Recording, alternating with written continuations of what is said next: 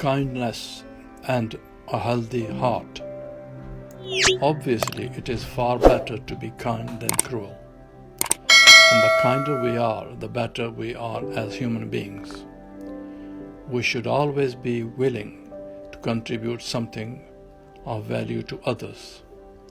This isn't about donating money.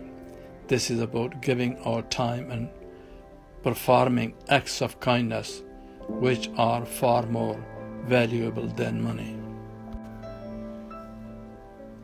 Our very act of kindness is a form of energy. By doing something kind for someone each day, we share a kind of high frequency energy with other people.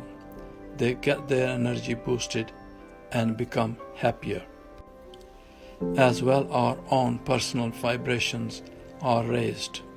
The more we practice kindness towards others, the more often our own personal vibration frequency is raised and we'll feel better about ourselves. We'll also notice people react to us differently and treat us better over the long run.